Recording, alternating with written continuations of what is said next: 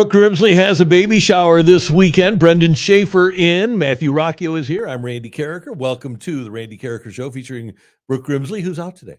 It's great to have you with us on a Friday. Brenden, how you doing, man? I'm doing good, Randy. Really excited to be here. I was you the other day, and now I can do the show with you. So kind of bopping around. I thought the name of the show was good, too. The Randy is Awesome Show. Oh. And Brooke is also kind of here, too. I had not heard that. Is that was kind of the show? Okay, well, but then Rocchio gets, he's also here. Is sort of the vibe of the show. Yeah. And featuring Brooke Grimsley. Oh yeah, and Matthew. The show's getting a little wordy. Yeah, probably too many words. Too many words for a title.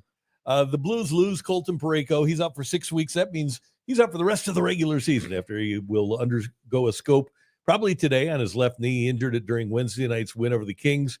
He'll be reevaluated in 6 weeks. And Brenden, if the Blues even are fortunate enough to make the playoffs, it'll be touch and go as to whether or not Parayko would be available at all, and especially in the early part. And then it's obviously a question of, well, can they get over the hump? Can they climb the hill without him, being that he's been such an important player for that defense? You talk about important. He's playing a minute and a half more per game than any other Blue. He's at 23:51. Justin Falk is a minute and a half behind him. Parayko, a career high 15 goals, a career tying a high 35 points. And he's been great overall in the NHL. 21st in points, 4th in goals, 19th in ice time. And he's played on both ends of the ice the best that he's ever played. If there was a horrible time for a guy to suffer a knee injury, this is it for Colton Parayko. It absolutely is, because it seems like in recent years we've been talking about wanting a little more from Colton Parayko. And then finally it seems we're getting that this year. And, of course, this happens at the absolute worst time where you've got the trade deadline later today. Whether or not the Blues make any earth-shattering moves, I guess, remains to be seen. You'd have to think that before this injury, Army already kind of knew the direction, but maybe there's some 11th-hour decisions that change here. And I don't think the Blues buy simply because they don't have an awful lot to give up. If they would want to go out and get a guy, and you are going to get a guy like Colton Parayko. Let's start with this. Matthew DeFranks at STL Today writing that yesterday in practice, the pairings were Cam Fowler and Nick Leddy, and then Brobert and Falk, and then Ryan Suter and Tyler Tucker. I would think that they'll probably bring Matt Kessel back up, but this is the opportunity for Broberg to show himself to be a number one guy, because early in the season, we all thought, okay, this is a guy with the potential to be a number one type defenseman, and playing with Justin Falk, this is a great opportunity for him to step up and show. I mean, he was a top 10 draft pick. He should have does have that talent to be a number one.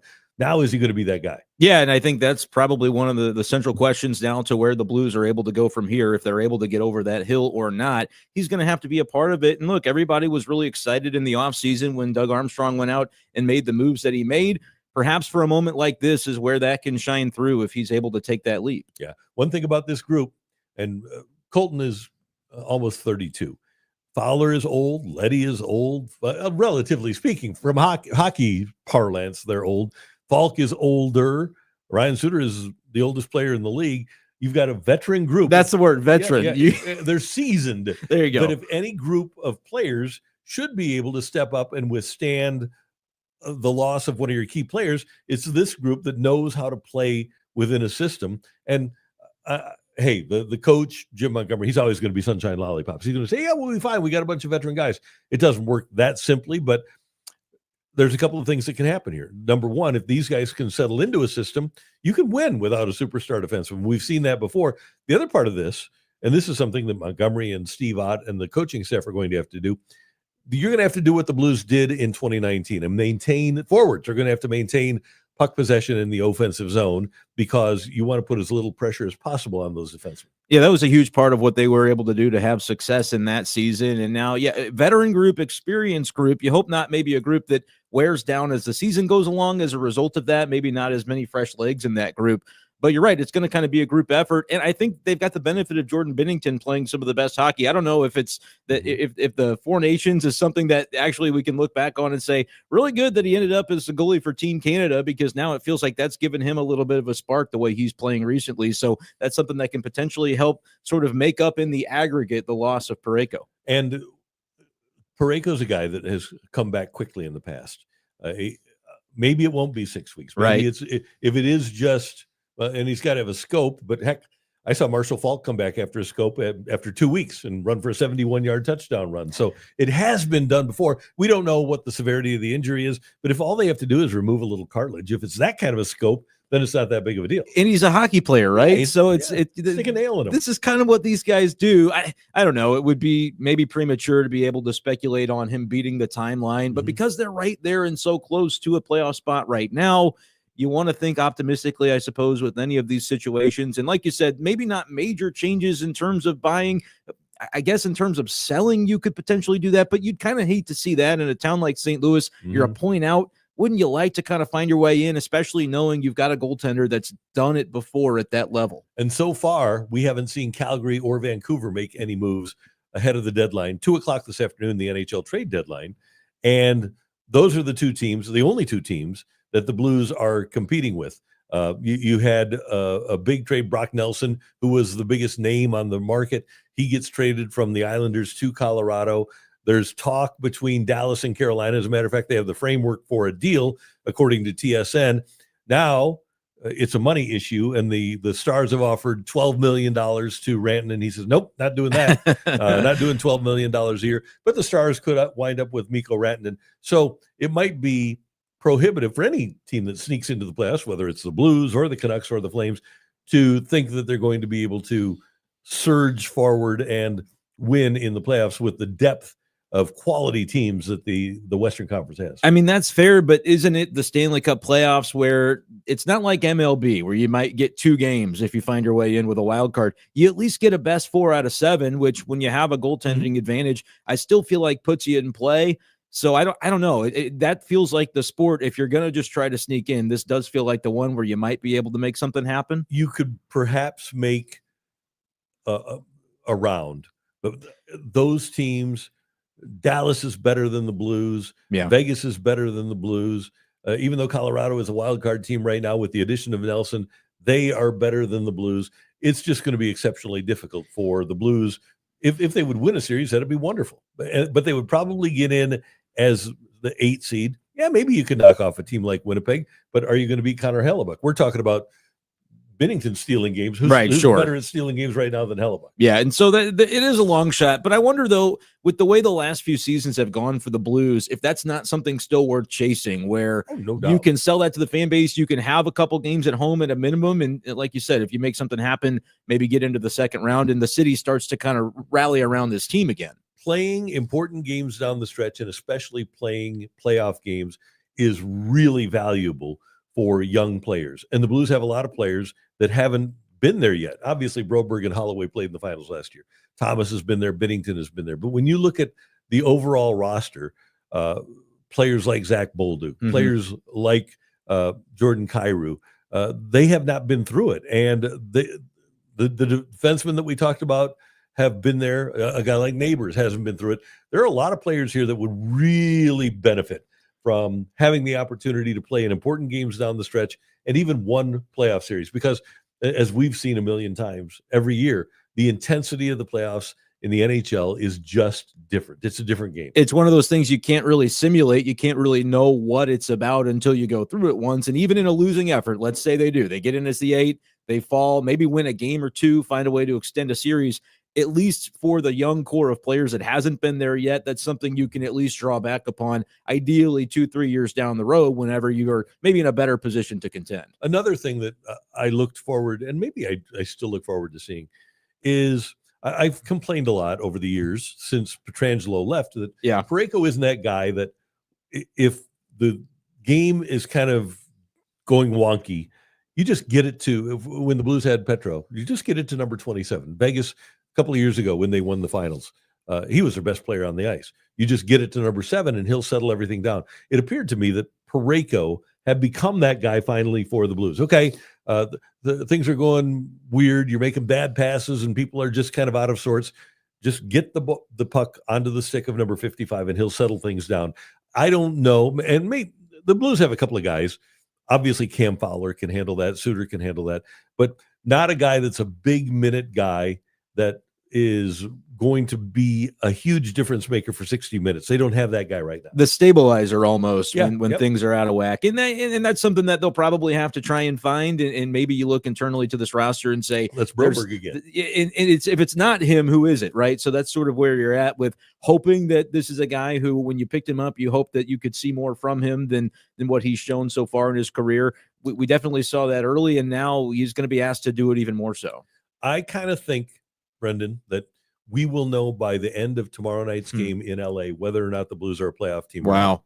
They can, if they can win these 2 games, then all of a sudden you're 3 games up in the wild card race. But if you lose these 2 games, then you could pretty much be out of it. So you have a chance to really determine your season. If you split these 2 games, depends obviously on what Calgary and Vancouver do, but you split these 2 and all bets are off. But it could be a scenario for the Blues in which they could be looking at being in or being out after tomorrow night. Do you think there could be some phone calls today, though, where Doug Armstrong is compelled to take away from this roster because he's offered something that can really benefit the future for some of the guys that are core to this team? Or is it a situation where you don't necessarily expect him to detract from a potential run in a significant way? I would think ownership would want him to take a shot at the playoffs. Yeah.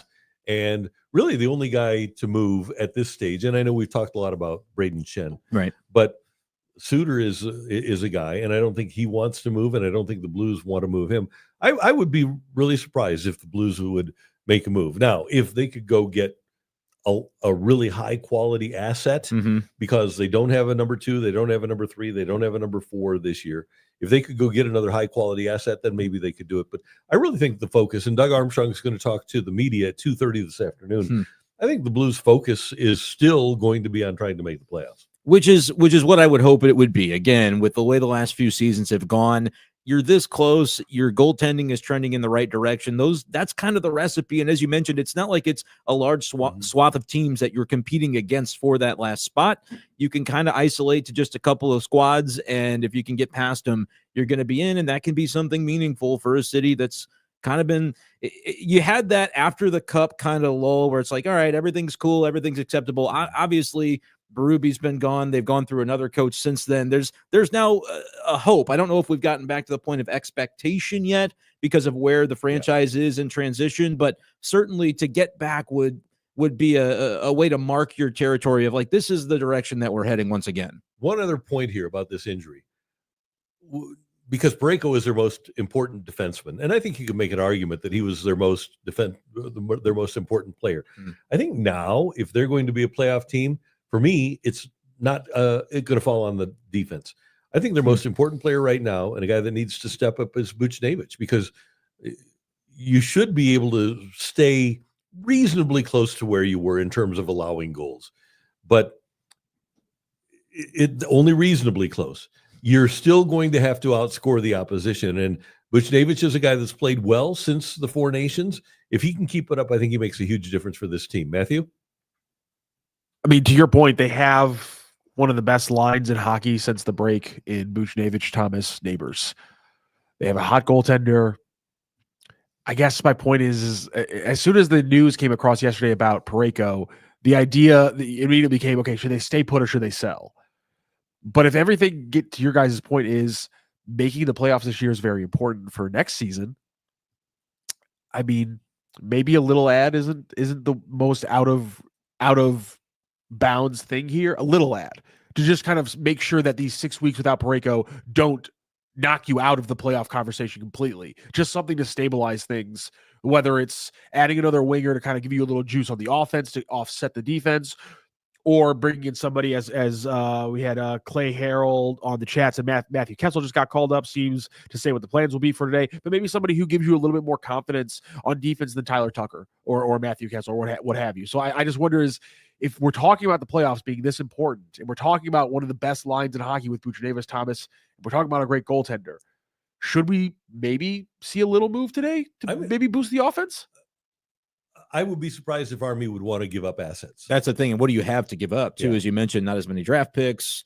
That gets tricky pretty quickly. Right. And last year at this time, I was pretty confident in Matthew Kessel, and he has not had a ton of time under Montgomery. So maybe that will be We as fans love this. Maybe that'll be the Blues deadline move, is bringing up Matthew Kessler. It's just like making a trade, It's Randy. just like making a trade and getting a guy. Yeah.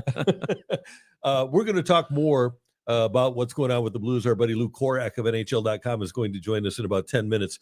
But we need to talk Cardinals because yesterday they got drilled 12-1 down in Washington. The Cardinal offense has been up and down. It's been mercurial so far in the spring. Thought it was interesting. Lynn Worthy asked Ollie Marmol what he thought of the struggles 3 days ago on Tuesday. He said, I don't care.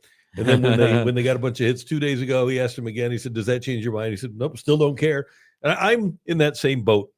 It's here you have your two catchers, and one is 2 for 7 and the other is 2 for 11 or something like that. And Brenden, you've been around long enough. You've seen, if you go through every game log of Albert Pujols' career, how many times did he go 2 for 7 or 2 for 9 or 2 for 11? It happens. It happens in spring training. And first of all, you were down there. Even young players are trying to figure things out. Yeah, there has to be a degree of that where guys are trying, especially at this early stage. We're still it's March the 7th. So you're talking about, as of yesterday, 3 weeks still to go until opening day. I think as you get a little closer to the season, you'll want to start to see the at-bats reflect more of what you're hoping to see when they begin to count. But even young players, guys are trying to work through things to make sure that when they get to that point, when the games do begin to count, that you're in a better position to be able to succeed and do what you need to do at that point. And we've got a quote here from Ollie Marmol, and I think this was notable. Young players and veterans, he said, guys are working on something. They're obviously game planning for that starter taking place, but this is where guys are feeling what they've been working on in the offseason and bringing it into play. It takes time. And I think that's a good point when you talk about a guy like Gorman basically spending his entire offseason with the new hitting coach, Brant Brown. When you talk about Walker before he got injured, spending as much time and changing their approach and changing the way they hit, I think there is a lot to be said for these guys taking something new into games. And you also can't take, when you go 0 for 9 to begin the spring after having an off season like that, where you say, hey, here's what we're installing, here's what we're trying to implement. You can't then look at the first handful of games and say, oh, it didn't work. You have to be able to stick to a process if you're going to see the result of it. Bingo. And that's interesting because that's what Brant Brown said. He said, our main message to players is it's more about the execution of what you're trying to do than the results. Because if you properly execute your game plan, that is why it is a game plan. The outcomes are more in your favor. That's what it really is really important to me at this stage. I think situationally, we can be a little bit better, but understanding the game and what's happening in the game and knowing when to be a slugger and when to be a hitter. And that's an important distinction for a guy like Nolan Gorman. He needs to make that distinction of when to be a slugger and when to be a hitter. Yeah, and look, this has been a conversation with him for a number of years, and you're hoping that now having a new influence, being able to kind of get back to square one, can that be something that allows it to click in for him in a season where it'll be important for it to do so? It'll be important to click in for Jordan Walker. These guys are still pretty young, Randy, but at the same time, you're kind of in a transitional phase with the Cardinals where Heimblum's coming in next year. You're going to have decisions about who's with you for the long haul as you try to revamp this thing back up. And those are a couple of guys that you do want to see those steps from this year, I think, as you're making those 2-year, 5-year, long-term decisions. And the only way to accurately make those decisions is by playing the guys. You aren't going to get any benefit from playing Gorman 2 days and then sitting him 2 days. Can't do it. Right? These guys need to get 500 at-bats. And a couple of years ago, Gorman had 406 at-bats and hit 27 home runs. And we know that Walker has ability. Now, is he going to be able to execute to the point where he extracts the most out of that ability? We don't know, but that's why you need to play him in right field every day and get him his 500 at-bats. And we're all reactionary. That's what makes St. Louis a great baseball town, right? But you can't react to a 2 for 7 or a 2 for 9 in spring training. You've got to let things play out and find out whether or not these guys can indeed play. And we also have to point out here, the Cardinals do have some good prospects. And the Cardinals are saying, yeah, we want all these guys to be good. If the Cardinals, if they wind up having 50% of these guys, let's just take a look at the names. Let's say Scott, Walker, Ciani, Nootbaar, Gorman, Burleson, Pages, Herrera, Victor Scott. You could Sajaci, you could start to add guys like him in there. If half of those guys wind up being major league starters, you've had an awesome run with minor leaguers. Right, because then you can say, all right, you've got a couple of veterans, maybe Brendan Donovan's one that's a little more established. You find the rest of those guys to fill out your starting 9, and then you, like a year or two down the road, you say, okay, is ownership ready to reinvest? You can fill a position or two to fill half of a rotation like they tried to do last year, or to fill half of a lineup because all of your prospects go bust. That's not going to work. But if you get a lot of these guys, or even half, like you said, Randy, to hit, you're in a lot better position than you might feel you are. And the reality of the situation is, even when you look at the top 100 prospects, about a third of them wind up washing out. Absolutely, yeah. Right, or two-thirds. Two-thirds wind up making it, and a third of them wind up being good, and then a very small percentage wind up becoming Juan Soto or Bryce Harper or Albert Pujols. It just doesn't happen that you wind up with superstars. So the odds are against Jordan Walker becoming a superstar. That's my point. Yeah, but if he can become his OPS in that rookie season, and this was a year in which he did have to spend some time at Memphis, was 787. Mm-hmm. If you can say, hey, Jordan Walker is going to have a 787 OPS in 2025, the Cardinals would be hitting that button like, yep, lock it in. We would love that. He's done it. With Gorman was 805 2 years ago. And so those guys have done it. Now what happened? The league and pitching adjusted to them. Mm-hmm. This is the year where they've got to make the adjustment back and kind of maintain that confidence at the plate now that there's a book out on them. Now, speaking of concern, and I'm not concerned, but the fact of the matter is that Mason Wynn is just 1 for 21 in spring training, and it doesn't look like he's hitting the daylights out of the ball. That's a guy that I'm completely confident in wherever he's played. He's succeeded, but it is kind of a weird start to spring training for him. It's a weird start, and again, I think I'll be a little more worried 10 days down the road if we see this kind of continue. But he is a guy that has had slow starts, like throughout the minors. He would have a slow start at a level, he would increase. Last year, he kind of found his stride in the big leagues after that cup of coffee at the end of 23, where he just, got used to the level, but wasn't really productive. Now we'll see. Is this a spring where he's really kind of taking that to heart of, I know my position is secure. I'm going to work on the things like we talked about with some of the other players to get ready for day one, and I'm going to hit the ground running. The other question, though, is a guy like Victor Scott with his speed, and we know that his offensive performance last year didn't quite dictate an everyday role. But now if he kind of takes that step, what's best for the Cardinals? Do you think it's a Victor Scott winning that job and potentially sliding into leadoff, though, is kind of where I'm going with this, versus where Wynn bats in the order? And then you need the manager to allow him to be aggressive. It's not going to do you any good if Victor Scott is getting on base and not running. Right. So, yes, I do think that would be the best thing for the Cardinals.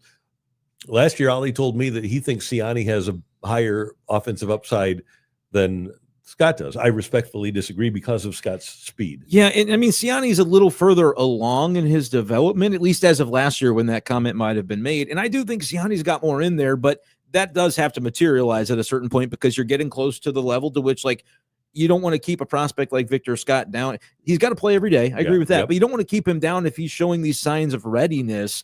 And I also think there's an element to Siani's game that could fit really well as a fourth outfielder. There you go. He could play 160 games, maybe not start, but half of them or less, but he could play a lot. Defensive replacement, pinch runner. I agree with what you said. That got to let the guys who can run. I think that's a big part of it too. Aaron Dodson just joined in. He said, are we even going to discuss the Cardinals are 30th in spring training, a 203 batting average? That's what we've been talking about, is that the Cardinals offense has been struggling, but it's also a thing where number one, you've got young players, and number two, the key point is they're 30th in spring training. Right. It'll be different, and they're 5-8. They've played 13 games. If we get to 13 games of the regular season and they're hitting 203, then that's a different animal. Yeah, and last year they were 22nd in runs scored, and the drumbeat has been from Nolan Arenado to Oliver Marmol to everybody down there. Yes, we know we have to score more runs, and how that impacts and how the struggles so far in spring impact the way that when you get to the season, how does Oliver Marmol make out that lineup to maybe prioritize offense versus defense in some regards? And what's the opportunity cost of that? Because this is a pitching staff that does, I think, benefit from having good gloves behind it. That's going to be a little bit of the push-pull that they'll have to navigate. I'm not saying there's a perfect answer either. And the smart move for Ollie Marmol, obviously, is going to be to listen to us and then fill us a lineup card out that way. Is that how? Yeah. Brenden Schaeffer's in for Brooke Grimsley. Brooke is headed to Nashville for a baby shower, and we get an opportunity to head now to the Zoom line, and our buddy Lou Korac from NHL.com joins us. Blues getting ready to play two more on the West Coast. They've got the Anaheim Ducks tonight, and then they've got the Kings tomorrow. By the way, it's a 7:00 game for the Kings and the Blues tomorrow, and you'll see that one on Channel 4 and on Matrix Midwest. Louis, how you doing this morning? Just waiting for some news to break, guys. It's that kind of a day. What are your expectations? Do you think there will be Blues news? You know what, Randy, I'll be honest with you. Before the Parayko stuff broke yesterday, which we'll get into that, I'm sure, I was led to believe that they were going to ride it out with this group, sink or swim with them. But, this could obviously change some things. But I think they're going to play. I think they're going to play this us against the world card right now. That everybody's going to be riding them off now with your minutes muncher, your best defenseman out of the lineup. You're on the outside looking in, albeit it's only 1 point. But there's something about the way this group has navigated around one another since the Four Nations break. Will Doug Armstrong pivot? Maybe look for a defenseman out there to see. Because think about it, going into the game tonight now, your 6 defensemen, 5 of them are going to be lefties.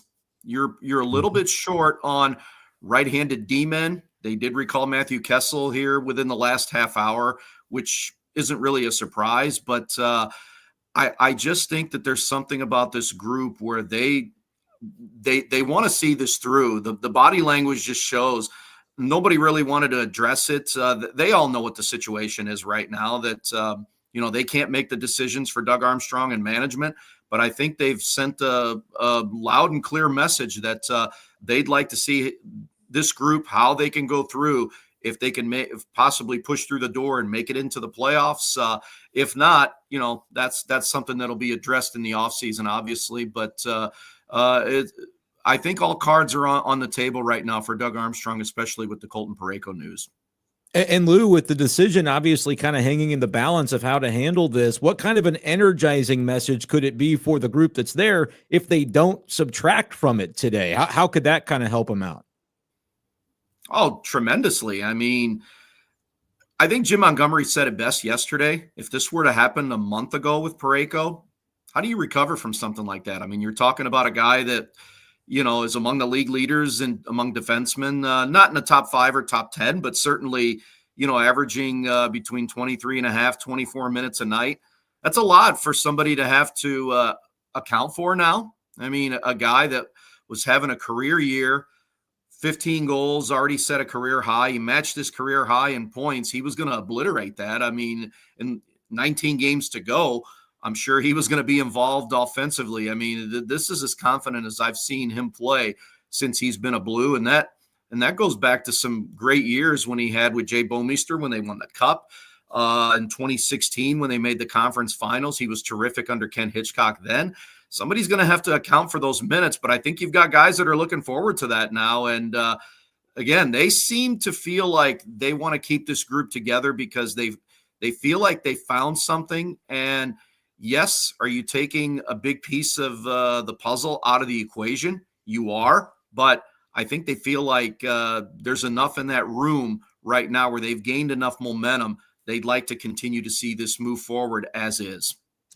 Lou, you mentioned that people have to pick up the minutes, and Parayko was playing a minute and a half more than anybody else. Justin Falk was second on the team, a minute and a half behind Parayko per game. So who does pick up those minutes? It seems logical to me that Broberg would get the lion's share of those minutes to pick up for Parayko, but who else? Well, I think you're going to get a look at Nick Leddy right now with Cam Fowler. Again, you got 2 lefties there, and Leddy has been playing on that offside since he's been back from his injury. I think what Jim Montgomery is going to want to do, though, is he's going to want to keep Philip Broberg and Justin Falk together. As a body of whole, for the most part, those two have played relatively well when they've been on the ice together this year. I think their minutes are going to increase, and where it's going to increase the most is where you really see a noticeable difference is on the defensive side. I think they're going to get a lot more defensive responsibilities.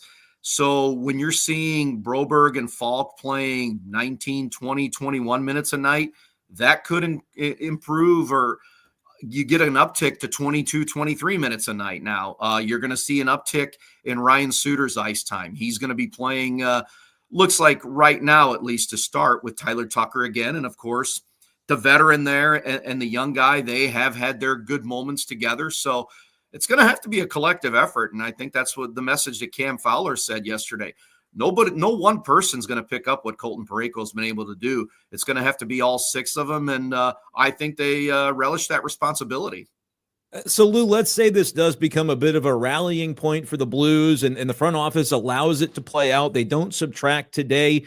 What's the difficulty, though, of the balance of maybe, as you mentioned, you could use a piece, especially on the defensive side, finding a right-hander to add to that group? What's the balance there, though, with not wanting to maybe subtract assets from the future, not having as many draft picks in play anyway? How do you view what the difficulty, I guess, could be of being able to go out and make an addition later on today?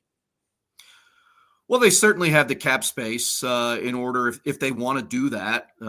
You've got the Torrey Krug LTIR that's there at their disposal. Should they choose to put Parayko on LTIR? And let's make this clear, guys. When the Blues said reevaluate in 6 weeks, we're talking about a scope. I'm not playing doctor here, but I've known people also that have had knee scopes that have come back in as little as a week, 2 weeks. And the general consensus is it could take up to 6 weeks. And that's where I think you want to err on the side of caution here. It just all depends on what's found when they get in there. So if you're talking 6 weeks, you have the flexibility of putting Parayko and his LTI and his cap hit on LTIR. You can obviously do that. So that's not going to be an issue. But I think, again, this just all revolves around, from a team perspective, they'd like to see this group stay together. But I think management has to look at it from the standpoint of, do we have enough if we leave this group as is? Is there enough there, A, to get into the playoffs, and B, how far they can go? And Randy, you know, as talking to Doug Armstrong too, he's not a guy that just likes to get in. He wants, obviously getting in is good for ownership because you're talking about more playoff dollars, but you're talking about somebody that doesn't want to just get in just to be getting in. He wants to get a team in that he feels like can make a run and can be competitive. And I think that's the balance that management has to look at this right now. Hey, Lou, a lot of talk about Brayden Schenn during this trade period. It doesn't look like he's going to move. But what's your overall take on whether or not the Blues should be looking at that, looking at moving Schenn? Well, I don't know about necessarily moving him, but are you listening to offers? 1,000% you're listening to offers, because I'm telling you right now, look at it out there. It's a seller's market. Look at what some of the price tags that some of these guys are going for. I think right now, Doug Armstrong knows that if he goes to his captain and asks him, would he like to go to a playoff team? He probably knows he can get a haul for him. But I can tell you this, the last time I talked to Brayden Schenn was about a week ago. Now, what's happened between then and now could have changed. But when I talked to him about a week ago, he had not been approached about the potential of wanting to move. And B, he did, Randy, give me a little bit of a smile and said, I do have a no trade. So I think what you have here is a situation of a guy that loves St. Louis, has reiterated that this has been the best career move for him. He's got a young family now, a wife and 2 young boys. They love it here in St. Louis. If Doug Armstrong between last week and now has approached Brayden Schenn even about the possibility of moving, I don't think he's going to invoke his no trade, or he's going to invoke his no trade here, because simply I think he wants to see this through as well. I think he sees the traction being made by this group.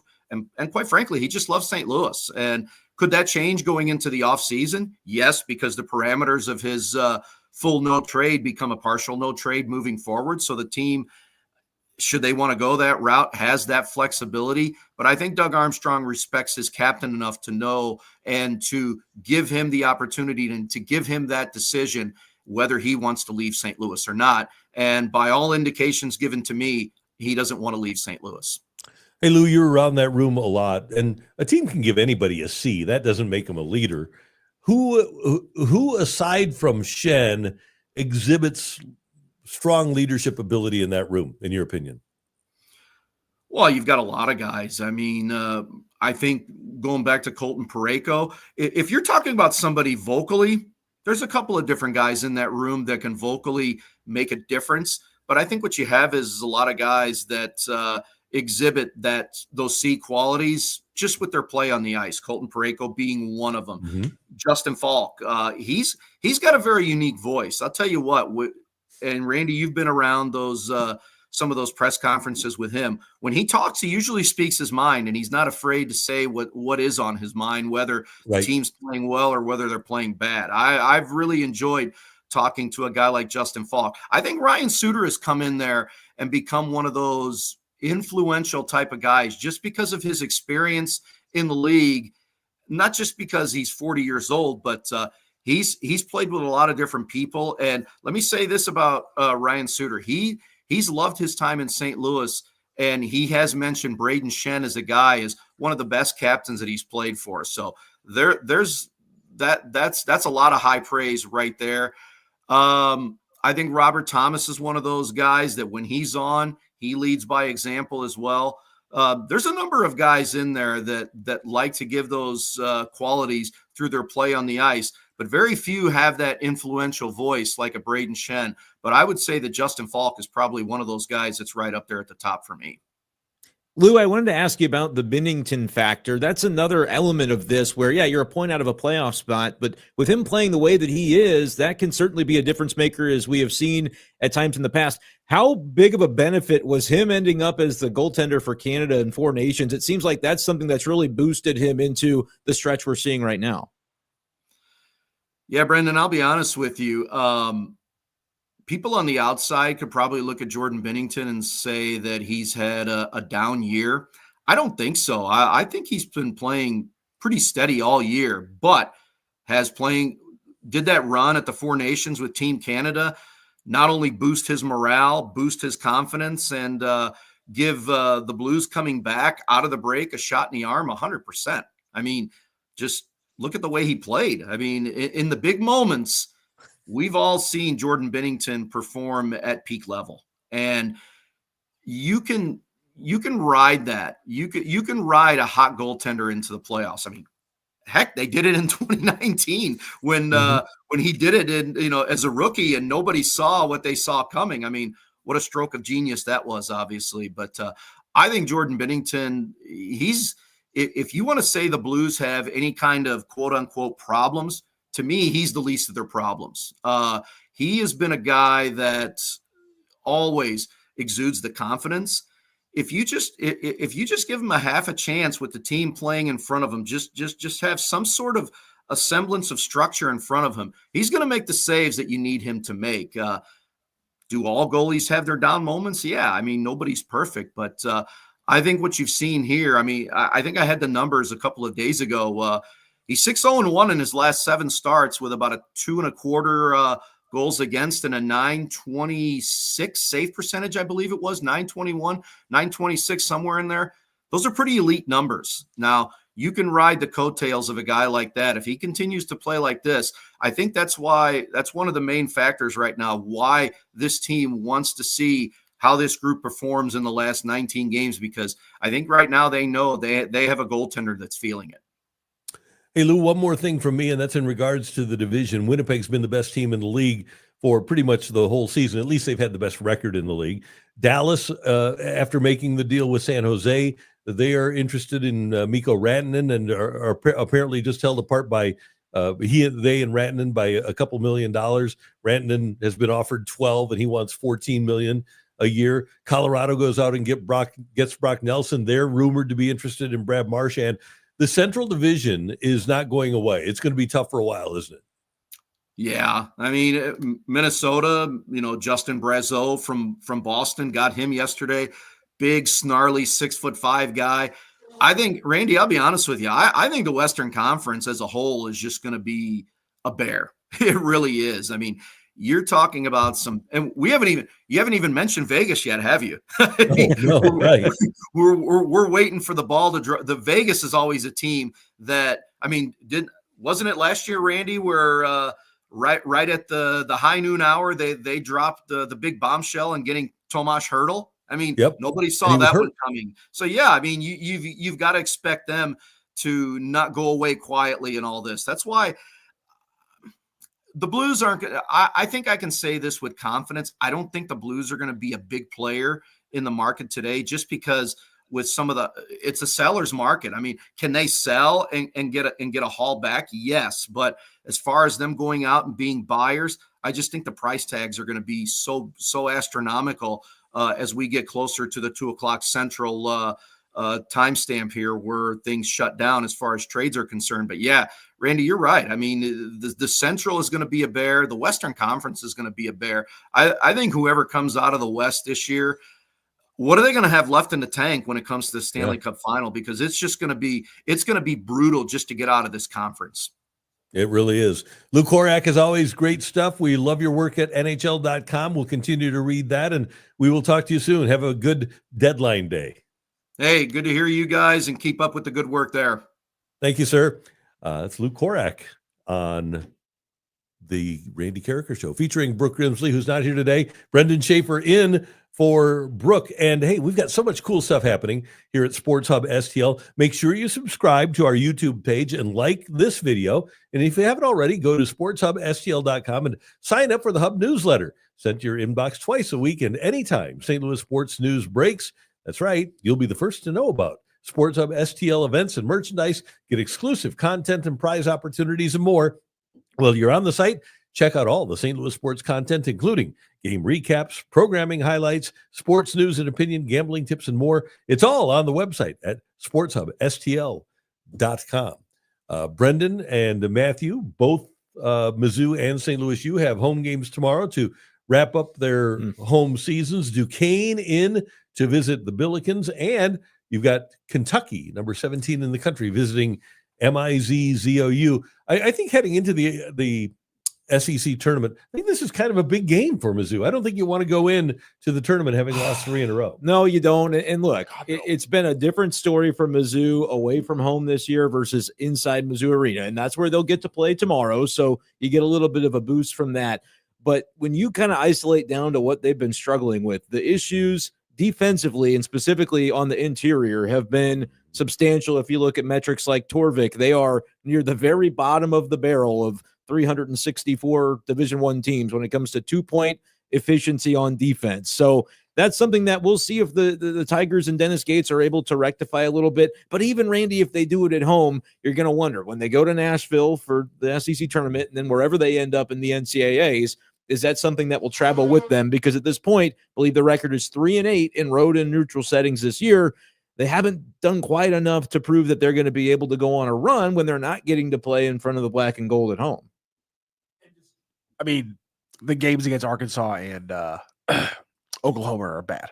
I mean, just anytime you have, when you're falling apart against teams, it's just you're clearly more talented than it's making you raise questions. There's been a little bit of some issues. People have some questions about some lineup rotations, some bench decisions that Gates has been making, and those are the things you're going to run into every year. I think if they do lose against Kentucky, there are maybe some red flags depending on how it happens. If you just don't want to let up another 90 points. That's the big thing right now. Brandon was talking about it too. The defense is problematic right now.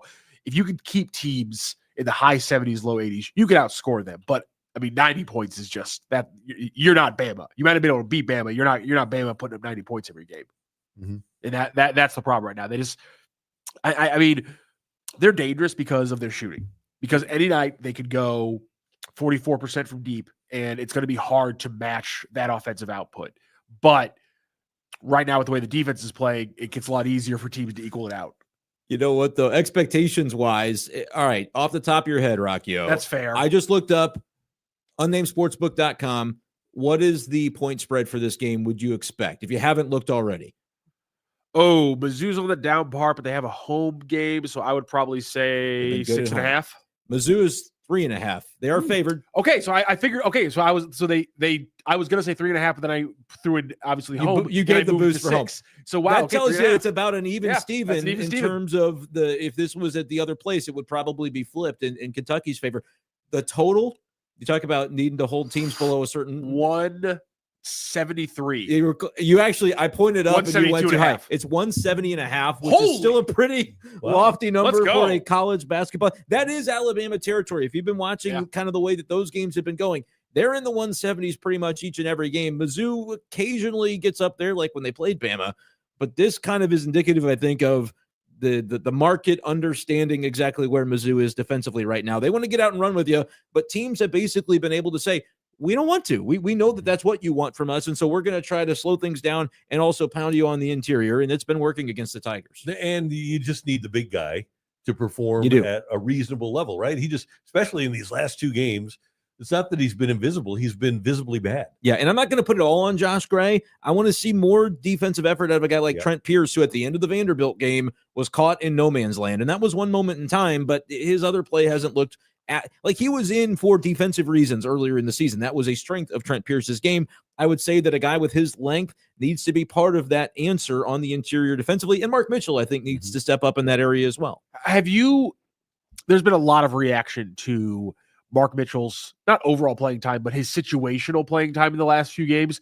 Has that been something that's jumped out to you, or are we dealing with a situation where it's kind of a catch-22? When you're good enough, fans will start focusing on very minute details of a game. And I'm not saying that's bad for the fans, but I'm saying I think that's what we're doing now with Mizzou fans, where they're like, why is Mark Mitchell not in at this timeout instead of this next stoppage, and those kind of things. But I do think there were some moments where it felt like he should have been on the floor and he wasn't. Yeah, and it's really hard too, because I have made this clear in my show that I do in Columbia.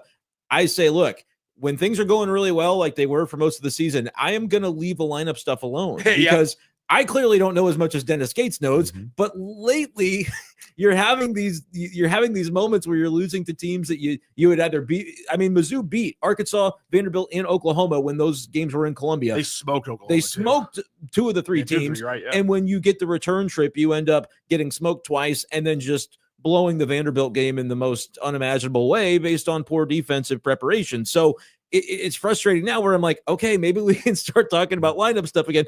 Dennis Gates still knows more than me, but it's also one of those deals where like you start to question some of these things when you're watching the same problems happen game after game defensively. And you wonder what has happened when you allow 90 or more in your first 25, and then you allow 90 or more in 4 of the next 5. Right. What is the disconnect? What has happened in these 5 games that wasn't happening in the first 25? Well, there was an absence of Gray in one of those games. That was just once for illness. It was once, and so. But I mean, that's one of the 4 problematic games. Honestly, my concern is that what's happened is teams are slowly realizing when you watch tape, you go, oh, this is how you beat them. Like the book could not be clearer right now with how to attack this Missouri team. Don't fall into what Missouri wants to do. And the other part of it is Missouri can kind of make up in the aggregate as they did 2 years ago when they made the NCAA tournament and made the second round. They don't always have the best rebounding abilities, and Dennis Gates's philosophies don't necessarily align as much with having that be a huge priority. But when they try to make it up in the aggregate, they want to turn you over and they want to get out in transition. And in the Oklahoma game, Oklahoma just took care of the basketball too well for Missouri to be able to do that. And so you're kind of struggling okay, we're struggling in this area. The way we normally combat that by getting really, really effective in another area isn't working either. What do we do? And the answer is you lose by 12. One other question about Mizzou before we get to SLU for a moment. Could Josh Gray still be hurt? Could he be playing hurt? See, I believe it was illness that he was out with a few days. Yeah. So maybe that's still something that's lingering where it's like he can play, he's not contagious, but is there a fatigue factor? Is there a fact? Because I kind of wondered when they brought him in from South Carolina, I said, okay, he's got to be better than Vanover. I don't think that's going to be a very high bar to clear for the role that he will, because Vanover was out shooting threes and they need some interior presence. And we saw Josh Gray, a force on the boards. It's exactly what they needed in the early going. But I also worried a little bit about like conditioning wise, if this is the team that's going to run up and down the floor, how well is he going to fit? And for most of the season, surprisingly well. I've been very impressed by Josh Gray. But now if he's dealing with an illness or the after effects of one, is that something that potentially is hampering him at this point? It's fair to wonder. Yeah. All right. Tomorrow night, it's St. Louis U and Duquesne at Chaifetz Arena, and it has been a rough stretch run for the Billikens, and literally stretch runs in games have been tough for the Billikens because of the lack of depth. And Amari McCautry got injured the other night in the loss, and they have virtually no depth, Matthew. Yeah, Amari McCautry was going to go in practice yesterday. he was not feeling great up through Wednesday. And so the plan was for him to go and practice tomorrow. And we'll see, obviously, what his playing time looks like on Saturday. They're going to need him because that's really, I mean, they just got no bench right now. So it's a huge game. It's also a very emotional game. Gibson Jimerson spent a quarter of his life in a Billikens jersey, and he's playing his last. He's playing he's 24 years old. He's playing 6 years, and he's playing his last game in Chaifetz Arena on Saturday. So it's going to be really emotional for him. Talked to him yesterday about that. Really fascinating thing for him, and for me, the biggest thing about Gibson Jimerson is I wouldn't say the conversation changed. He didn't acquiesce to that when I phrased it that way, but the way he's played this year, I think has forced him to have a different conversation about what happens in his post-SLU life than it was in July. Because I think if you would have asked him or a lot of people in July, it was like, yeah, maybe, but he's probably, we're probably going to see him in a suit and tie pretty soon. And he'll do very successful there because he has an MBA, a bachelor's in associate in international business, and he's just finished a certificate in some kind of business, organizational leadership. He's going to be very successful, but with the way he has expanded his floor game this year, I legitimately think the conversation around his post-SLU basketball career has completely changed. He being physically mature at 24 years old obviously is going to have effect on that, but he's playing defense better. He's rebounding the ball, and his shooting is just as deadly as usual, and he's using his strength to finish better at the rim. So it's going to be a fascinating game for Gibson. I hope he finishes his Chaifetz career out on a strong note. And obviously, with the Billikens, they need to finish the season on a strong note, because I would argue that at this point, when you do not have the double bye, finishing on a strong note and getting a good matchup is the next things that Billikens fans need to look at. And I would argue that right now, with the way the schedule's played out, it's looking like the Billikens are going to have a very good matchup, probably as the 6th seed in the A, or probably the 6th seed in the A10. Gives them a good matchup, even though they do have to play one more game. All right. That is our little look at college basketball. Eric Sontag is going to join us. His show's coming up at noon, talking some gambling. We want you to know that Cards Hub 365, powered by Gray Bar, comes up today at 3 o'clock. Are we doing it right before the Cardinals play at 5? So are we doing a pregame? I believe it is going to be before the game, but I think I'm off of that show today. So I guess I can't say with 100% certainty, but I think it'll be in that 3 o'clock window. Okay, sounds good. And the Cardinals do play tonight at 5 o'clock, but you can hear throughout the weekend, Cards Hub 365, all of the latest Cardinals news, and you've got it right here. Come on to the YouTube page after the Cardinals face whomever they're facing this weekend, and tune in. You can also get the show on demand from YouTube following the live broadcast, as well as on Apple, Spotify, or any other major podcast outlet. Cards Hub 365, daily Cardinals content right here on Sports Hub STL, powered by Gray Bar, your distributor for electrical and datacom needs. All right. Our buddy Eric Sontag is going to be with us coming up at noon, and he's going to show up on your screen right now. There. Oh, no, that's me. There he is. How you doing, brother? Good. I was in the bubble there for a second. That was very exciting. He had me in the little rock bubble. Now in my regular rectangle. So good to be here, guys. Hey, I kind of want to start with piggybacking off the college basketball conversation, and I'm curious of Rock's opinion on this as well. So if you look at the A10 schedule tomorrow, all the games are done by the time the Billikens tip off at 7 o'clock. So they're almost certainly going to be out of the double bye situation. So this is kind of like a kind of out there take maybe. But if they're locked into the 6th seed, which looks most likely, I think there's an argument to be made for sitting the big three and letting the kids play. Because all year long, the depth's been the issue, right? Where they're getting fatigued. You don't have bench players that are making contributions. If you give them a chance where this game essentially means absolutely nothing, let the kids play, the Picard, the Brockoffs, the Warlicks of the world, give them a ton of playing time. Maybe they get crushed by Duquesne, but maybe they play well and build some confidence. Because I feel like if you have any prayer to win 4 games in 4 days in DC next week, you have to have contributions from your bench. So maybe give Jimerson a few minutes to give him his curtain call as he leaves the floor. But am I crazy by thinking that? What do you guys think about that? I think you're crazy only in that the importance of winning the game and getting the momentum is more important than I would say 1 day extra rest for those players. Like they'll get getting started on without the double bye. I think their first game will be on Wednesday. in the A10 tournament with just the single bye. So we're still talking about Sunday, Monday, Tuesday, full days of rest, including travel in there. I think getting the win against Duquesne and getting those guys locked in, getting Swope, maybe another hot game from him, having Gibson get a big game in his final game, the emotional side from him from there. I think those aspects are really important in the locker room. And the 6th seed is still a really good matchup for them. Teams that don't play super physical the way that VCU or George Mason does. So just getting a lighter team in that first game of potentially 4, I think that's enough of a shift in the physical factor on the big 3 that I think it won't. You don't have to, sit them too much in this game. Yeah, to me, it's not so much about, resting the big 3, which would be, a nice benefit. But it's really that those bench guys need to get minutes and become contributors. Because, if they have any prayer of pulling this off, they're going to need the contributions. Also loving the Mizzou talk from you guys. This matchup tomorrow, I've been actually eyeing this for a few weeks. I love Missouri in this spot. I think Kentucky, I know. I think I've had a really good read on Missouri this year, though. I think of all the local teams over the last few months, I feel like Kentucky is like a poor man's Alabama because they play fast, they play chaotic, they turn the ball over a bunch. Kentucky has the 2nd worst scoring defense in the SEC.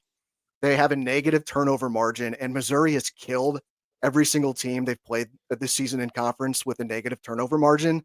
So I just feel like for this game, the way Mizzou likes to play, Kentucky's not going to change. They're going to do what they do. And I just feel like Mizzou, this kind of plays into their hands where they can force a bunch of turnovers, make it a chaotic game. And I just think this is going to be a really great way to kind of cap off what's been an unexpected special season where I'm not saying they're going to blow this team out, but give me the 3.5. I'll take that all day. What do you think on that, Brenden?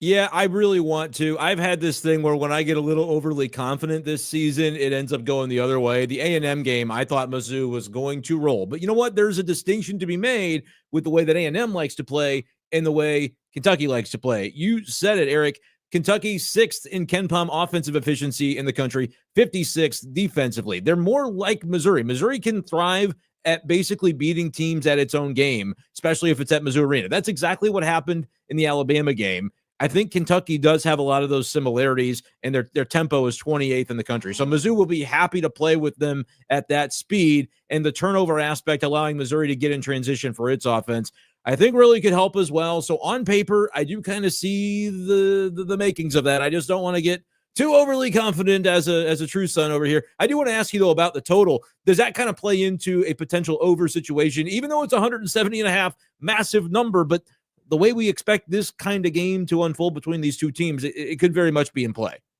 I mean, you can't really set this total high enough for me. I mean, I don't see how this game doesn't end in the high 80s. KenPom's got a projected 87-83 for Mizzou. And if Mizzou's been giving up 90 plus in 4 of the last 5 games, right? I think that this feels like an NBA game almost in terms of the scoring. So, I mean, I would lean over if I had to take the total. But just for this game for Mizzou, I feel like we have concerns about their defense. I'm not so sure if we're going to get really many answers in this game. I think this game is kind of a one-off where just go win it with this fast, fun, chaotic game like it was against Alabama. And yeah, Kentucky's offense ranks 6th in KenPom. Mizzou's better. They're 5th. So I just feel like this really plays into Mizzou's hands. I won't touch the total, but yeah, Landon's comment on the screen there about flattering Mizzou to -9.5 score 95 plus. I don't hate that one bit. All right. Speaking of totals, I know there's something that you really like in the Blues and Ducks tonight too. Yeah, the under is definitely the way I would lean with this. The Duck games have been like an under festival. They're the second best under team in the league. The under cashes in 63% of their games. I believe they have the 2nd worst power play in the NHL. I think they have they score the 3rd fewest goals per game in the NHL.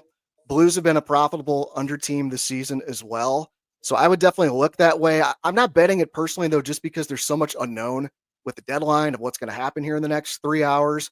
And then also with Parayko out, I want to see how the Blues play without him. So I'm being a little cautious with betting that game tonight with the unknown, but definitely the numbers just scream under in that one. And you've got the show Domesticated Gamblers coming up at noon. What are you guys talking about today? Yeah, we're going to break down all the local teams from a gambling perspective. Talk this City game as well, which is actually my favorite bet of the weekend. Bet City, the under. Yes. So the under 3, you can get the under 3 at plus 105 on DraftKings. Okay, like you have the City in their games. They played 2 That's games. a mortgage bet. That's a mortgage bet, Eric. Are you kidding me? I've never seen that before. That's amazing. I feel like maybe City has broken the algorithm on DraftKings because, like, I used to, and Rocky probably uses too, the app SofaScore, which it shows soccer statistics a little more in depth, more than just like shots. Because shots, it's a great app. Great app. Yeah, they don't tell the whole story. Shots don't of how close you are to scoring. So in the first 2 games, there's a stat on SofaScore called big chances. City has only created 2 big chances in their first 2 games, and they've only conceded 2 big chances in their first 2 games. So there's been 4 big chances in their first 2 games, and we have to have 4 goals in this game to lose this under. And LA, they haven't been doing much either. Their 2 games have been a 2-0 loss and a 2-1 loss. They've only created 2 big chances offensively in their games. So again, like, you got 2 offenses here that have created 4 big chances in 4 combined games between the 2 of them, and there needs to be 4 goals to lose this under. Do not bet the mortgage. Don't do that. But like, this is I do like a 1 unit play for a play I like, 2 units for a play I really, really like, and 3 units for a play I love. And like, this is a 3 unit play for me, and I'm considering like doubling down and making it a 6 unit play. Cause I just, maybe it could push. I'd be stunned if it loses. That's amazing. All right. We're looking forward to the show at noon. Eric, is always good to talk to you. Thank you very much. Thank you, boys. Appreciate it. All right. Eric Sontag, you can hear Domesticated Gamblers coming up at noon here on Sports Hub STL. By the way, we've got a lot to discuss here on Sports Hub STL. Post-game shows coming up today before the Cardinals. They play at 5, so we'll have the post-game show at 3. Then tonight, the Blues are at Anaheim. That game starts at 9, so we'll have that one. And then tomorrow, Kentucky and Mizzou, 11 a.m. So post-game show probably starts right after 1 o'clock for that one. We've got a post-game for the Cards and Nationals tomorrow. That's a noon start, so we're probably looking at 2:30 for that. Then tomorrow night, Duquesne at SLU. Here on, you'll have the post-game here on Sports Hub STL. And then tomorrow night also, the Blues at the Kings, a 7 o'clock start. So it's going to be another loaded Saturday. Those are a lot of fun on Sports Hub because you'll find just a little bit of everything of local sports, and everybody's playing. So it's a good time of year. It's pretty awesome. Okay, Spike says, well, I love the push from the Blues, and I like the direction they're going under Monty. I still think we should sell. Well, what would you sell? That's it. I guess that's the question is, what would you want to sell, and what sort of asset would you want to get back in return? Right. I guess you want to replenish the choices that you gave up to get Broberg and Holloway, but and it is a good day to sell. Anthony Beauvillier was traded last year twice for 5th-round draft choices. He got traded today for a 2nd-rounder. Matthew, we were talking earlier about how Jake Wallman got traded today for a 1st-round pick after being traded for part of a 2nd-round package before. Yeah. They pay the Red Wings paid San Jose a 2nd-rounder to take Jake Wallman, and then they turned around and got a 1st-rounder for him. That is unbelievable, and it's I just gotta know, Randy, personally for you, Steve Yzerman making mistakes. I mean, now it's off the ice now instead of on the ice. Won in '96 with that shot. True. Yeah. Yep. So Steve Yzerman making mistakes just has to be a great day for you. Oh yeah, yeah.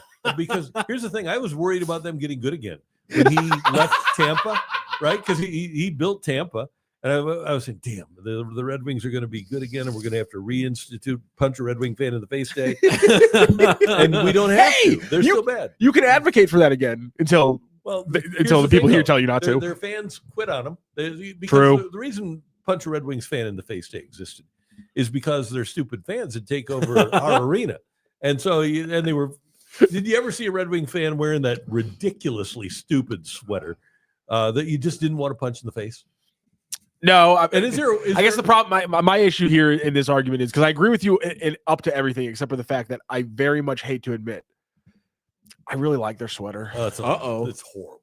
I like the logo. I think it's a cool logo. It's the stupidest logo in sports. A wheel and a wing. It's like it's like an ADA angel. It's an angel in a wheelchair or something. It's just an angel in a wheelchair. That actually, I'm never going to be able to see it different. You might have successfully tainted my view now because I'm going to think about that too. An angel in a wheelchair, and then no attractiveness. I mean, it's red, it's white. There's no yellow, there's no blue. It's just red and white. That's all it is. It's a red wing. It is that. Yeah. Oh, yeah. So and they probably stole it from the shoes, right? You would think if they did, there was some sort of copyright or something that would have been challenged. I don't know. Oh, I love how angry Randy gets about the Red Wing. That's good. He gets fired up about that. If I could find a way to invoke like Demoff in some form or fashion today, then we'll really probably set him off. But I don't know if he'll take the bait on that. Demoff's head coach just went live with PMT and said, "You don't expect Cooper Kupp to come back." Yeah, which I thought was a little surprising that he said it kind of as bluntly as he did, but. Interesting news coming out there. We got spiked. By the way, just do you think that they're messing with us? Like when they go out and get a Kyron Williams, and apparently they're interested in Burden. Yes, Cody Schrader. Yeah, Cody Schrader. Yeah, I mean, glad he got a chance, but you had to be there with them. Honestly, I've been thinking they've been screwing with us ever since the very first move they made when they got out to LA. Well, they started to try to win. Other than cutting Chris Long and James Laurinaitis. Their very next move was to get Andrew Whitworth. Yeah. And it was like you're finally getting a serviceable left tackle the minute you leave, that was part of the method to their madness. Randy and I are in lockstep on everything you think about that. So they if ever there was a point, and I'm sure that you can't sue somebody for malpractice if you're an NFL player, you can't sue the team. Should be able but they never got Sam Bradford, a decent left tackle, and they never got Sam Bradford, a receiver. And while they were spending a lot of money on people like Jake Long and Jason Smith and Greg Robinson, the fact of the matter was they were importing people that couldn't play. They were so thrilled about getting Mike Sims Walker as their number one receiver after the lockout in 2011. It was a troll job. The whole thing was and then they're saying, we're trying Mike to spend no, but then as you get later on, now Les Snead is still the GM, right? Yep. The number of draft picks that they have made that have been really good ones they were totally being trolled. It's a troll job. He was sandbagging the whole thing. And this is honestly the problem is that I'm still a diehard. I still love the sport of football, and I'll never not be able to love football. It's football is the reason I'm here right now. It's the reason why I started getting into media and stuff like that because I love football more than anything else in the world. So it's still there. It's been marred a little bit by what happened. But I still love it so much. And so watching them do things like draft Puka Nacua, and then he goes absolutely nuts in his rookie year. Makes you I was never happy watching a Puka Nacua highlight. Like it was grating every single time. And I never was able to objectively be like, this is an enjoyable, cool thing to watch a rookie wide receiver do this. It hurt every time. I love Cooper Kupp. Me too. If he was a St. Louis Ram, he would go down. He would have been my all-time favorite sports player, period. 100%. I mean, I just so much like about his game. We worshipped Johnny Hecker, and he was a punter here. Imagine if we have the best wide receiver in football, winning triple crowns in the wide receiver position. Yeah. Oh my God! Yeah. So here's what Les Snead was or is. He's Forrest Gump. That's a new one. All right. So I'm pretty good. A guy that you think locked is in. really, really dumb and played himself off as really, really dumb, but winds up being actually a lot smarter and luckier than you thought he was. And Forrest Gump was lucky. There's no doubt about that. So that's a good comp. It is too. I love you, Matthew. Yeah. So F them picks. I had to say one word. I just said Demoff, and I knew for 10 minutes I was going to get a treat, and I did. There's content for you right there. Oh, yeah, that was automatic. By the way, with a guy in Boston, of all places, that's doing he's doing a documentary on the Rams and how they tore everything down in preparation to move. So that'll be coming out here in the next year or so. Speaking of young teams preparing to move and all that, let's get Spike's comment here before we wrap up the show. We have some good kids ready to come up next year. 1 or 2 big moves could solidify our future. We need to move to be a top 4 team, not worrying about barely making the 8 seed every year. Obviously, talking about the Blues. Until he said 8 seed, I wasn't sure. I thought it could have been a Cardinals comment or a Blues comment. I wasn't 100%. So, and those moves. You're probably not going to be placed in a situation again where you can do offer sheets because everybody will be afraid of teams coming after their restricted free agents. So those moves probably aren't there. And before you make those big moves, I think you need to be able to evaluate the other people that are coming that you talk about, the kids that are ready to come up. Lindstein and Dvorsky and Snuggerud will probably be here by the end of this year. I think you need an opportunity to evaluate the kids that are coming up before you make those big moves. And hey, the Blues, it's not like they've been immune from wasting money in the past. They did sign a used up Paul Correa. Now that wasn't this ownership, but they have signed some free agents that didn't work out. So I think you need to really evaluate what you need before you just go out and say, yeah, let's sign some free agents for fun.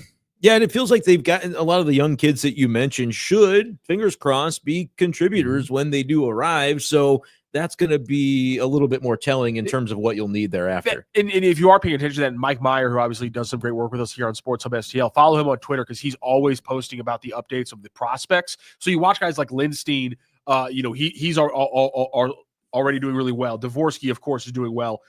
Jimmy Snuggerud just passed his previous career high in goals at the University of Minnesota. So he's obviously still growing as a player too. So there are a lot of things to get excited for. I think the issue right now with the Blues, and we touched on this in an earlier show, is just that they don't know if the current group has to have a bridge. And I think that's the issue, is can you get Dvorsky and Binnington on the same winning playoff roster?